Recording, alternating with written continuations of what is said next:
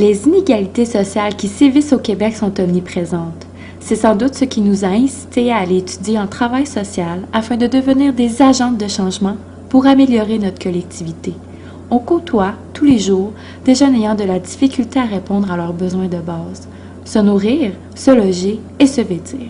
Nous nous sommes questionnés au sujet de l'incapacité de plusieurs jeunes à atteindre un niveau de vie décent. Nous vivons dans une province riche après tout. Contribution parentale. Voilà 2 nouveaux mots à notre vocabulaire de futures intervenantes. Cette vidéo a pour but de vous y initier. Ce concept est pour nous une forme d'oppression à laquelle nous nous opposons, puisque nous désirons aller vers un changement social.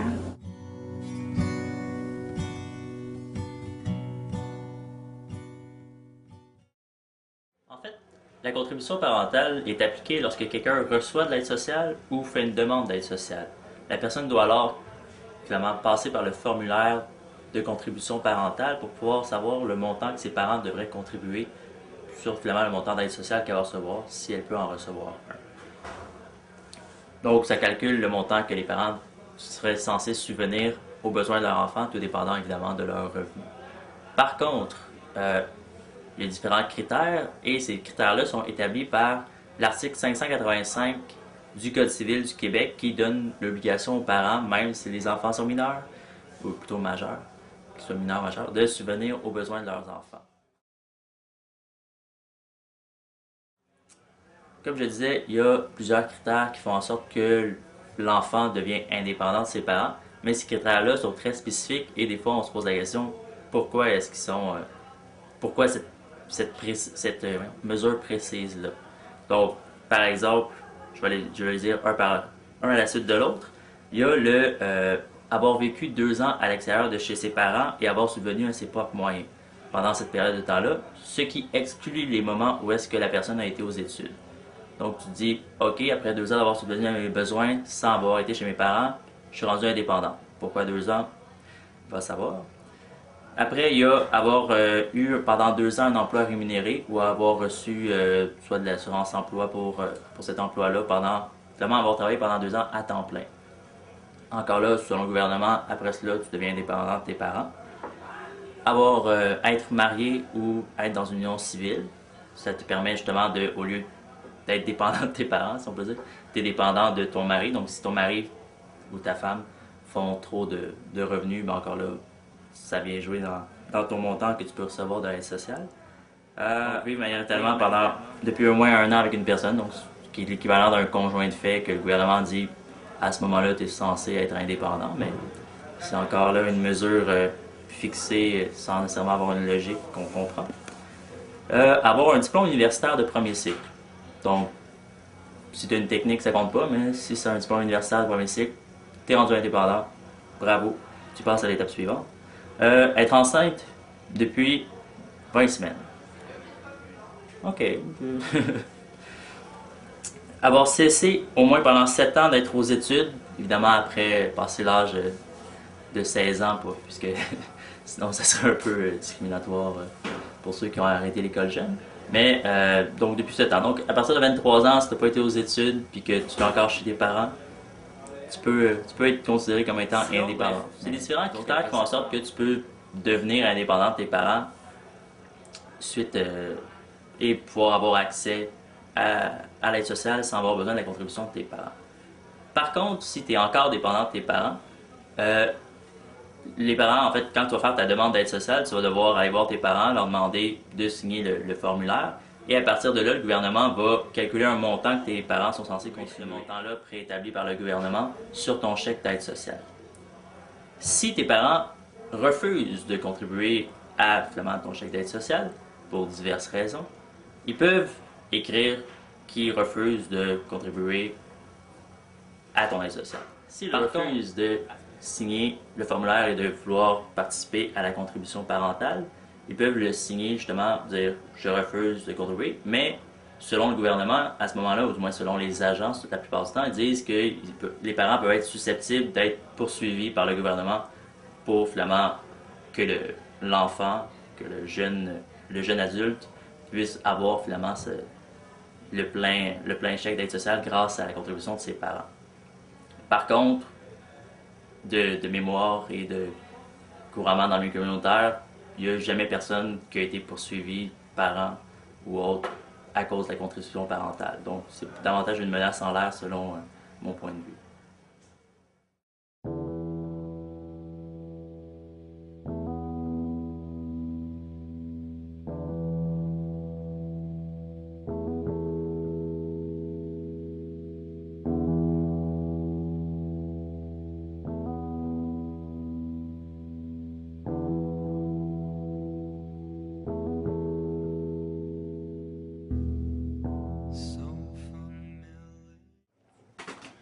Ben, c'est parce que c'est pas à tes parents de payer ça pour payer pour tout le restant de ta vie.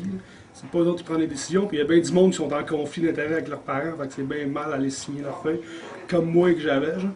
Mais moi, j'ai pu m'arranger en leur envoyant une lettre. Mais je sais qu'il y en a que c'est compliqué. Mais c'est pas à tes parents de te faire vivre vraiment tout le temps. C'est comme. Je vois pas rapport de ça. Parce que si tu tombes à 18 ans, t'es majeur. Fait que pourquoi? Tu sais, à 40 ans, ils te demandent ça encore ça, pour eux?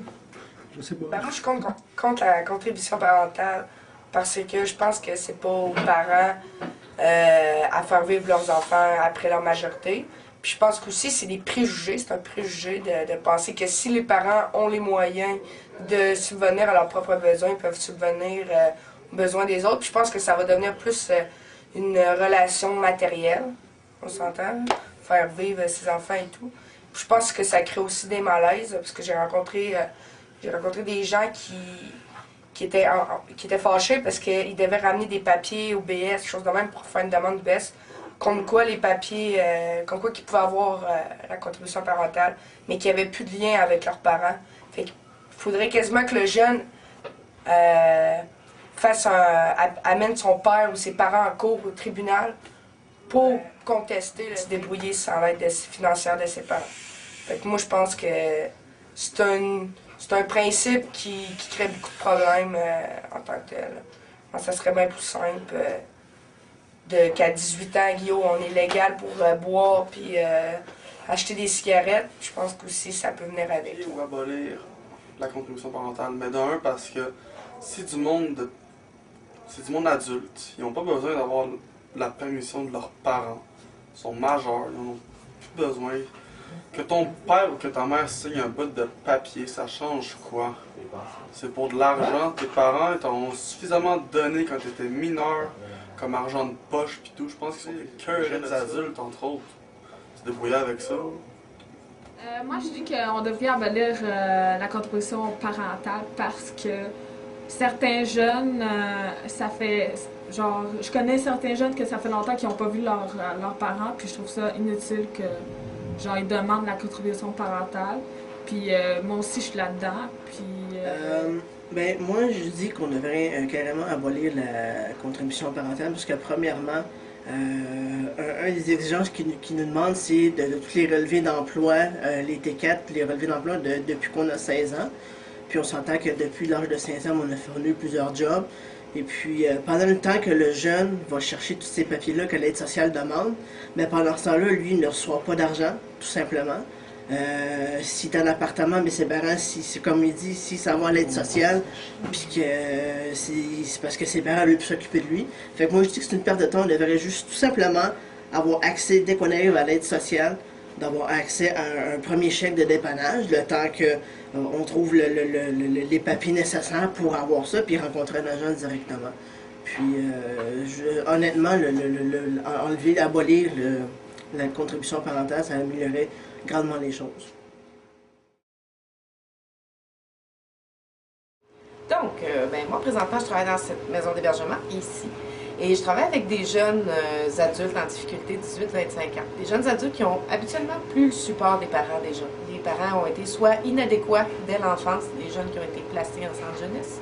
Sinon, c'est des jeunes qui ont été abandonnés par les parents, soit près de l'âge de 18 ans, soit à l'âge de 18 ans dans ces eaux-là. Donc, la contribution parentale, pour nous, c'est un obstacle majeur parce que l'aide sociale vient dire à ces jeunes-là, dans le fond, on va poursuivre tes parents, on va revenir contre tes parents, mais avant ça, même avant toute chose, tu dois aller voir tes parents.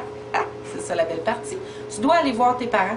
Tu dois aller leur faire signer des papiers comme quoi ils refusent de contribuer. C'est comme un deuxième rejet pour ces jeunes-là. Ils veulent pas y aller. Ils veulent pas aller voir le parent pour dire « Excuse, je te demande de signer un papier montrant que tu vas me rejeter une deuxième fois. » Puis même si ces jeunes-là ont été rejetés par les parents, ce qui est encore plus dur, c'est que ça va porter une atteinte à leur amour-propre. C'est des jeunes que ça va leur faire mal, même si les parents les ont rejetés, ils les aiment encore, ils ont encore une certaine estime pour le parent, puis on leur demande d'aller subir encore un autre affront. Donc pour l'estime de ces jeunes-là, c'est l'horreur. Ensuite, pour le processus de réinsertion sociale sur lequel on travaille, bien oui, c'est difficile, parce que les jeunes rendus à la contribution parentale laissent tomber la démarche d'aide sociale parce que ça leur fait trop mal. Puis là, on se ramasse avec des jeunes qui n'ont pas de revenus, qui n'ont pas d'accès à l'aide sociale, qui ne sont pas éligibles au chômage. Puis là, ben, c'est difficile de dire après ça, ce jeune-là, ben let's go, va te chercher une job. Il va te répondre, ben je peux pas me payer une passe d'autobus, c'est vrai. Je peux pas me vêtir convenablement pour faire une recherche d'emploi, c'est vrai. Fait qu'on tourne en rond. La contribution parentale, pour moi, c'est un obstacle majeur. Ça devrait être enlevé, point final. On ne devrait plus jamais avoir entendu parler de ça, ne serait-ce que parce que ça fait vivre à ces jeunes. Il y en a souvent qui me demandent, c'est ça, pourquoi, tu sais, il y a Charest qui dit les parents, il faut qu'ils contribuent pour leurs enfants, les familles doivent contribuer. Mais le truc, c'est que quand il y a des familles qui s'occupent pas des jeunes, ben là, il y a l'État de l'autre côté qui dit, ben non, nous autres non plus, on s'en occupera pas. Ben ils tombent dans toutes les cadres, dans toutes les trappes, puis il y a personne qui s'occupe d'eux autres, fait qu'ils se ramassent tout seuls, pas une scène, seul au monde, à rien à voir. Fait que l'abolition de la contribution parentale, autant aux études qu'à l'aide sociale, parce que les parents qui ont de l'argent puis qui s'occupent de leurs enfants, ben ils payent, puis ceux qui s'en occupent pas, ben ils payent pas, puis ceux-là, ben ils se ramassent dans la merde pour vrai. Fait que pour l'abolition de la contribution parentale. En fait, en voyant toutes ces mesures-là qui mettent des bâtons dans les roues au niveau de la contribution parentale, je fais un petit lien avec mon organisme communautaire, le service d'hébergement Saint-Denis, qui est une auberge du cœur. Nous, finalement, lorsqu'on accepte un jeune dans notre ressource, on lui dit il y a des frais de séjour de 7 $ par jour pour couvrir un peu, puis en même temps dire que c'est pas un Holiday Inn ou est-ce que c'est gratuit. C'est responsabiliser un peu le jeune. Mais évidemment, s'il va à l'école où il n'y a pas de revenus présentement et qu'il est encore mineur, on va lui dire on va voir avec tes parents s'ils sont prêts à contribuer justement à ce 7 $ par jour-là. Mais c'est aucunement une condition élémentaire de s'il est accepté ou non. Même si le parent dit non, moi j'ai pas le revenu ou non, moi je veux plus rien savoir de mon enfant, nos problèmes, on te laisse décider comme tu veux, puis nous on va travailler avec ton jeune, travailler avec ton enfant sans le discriminer pour autant. Et sans poursuivre évidemment par la loi. Merci.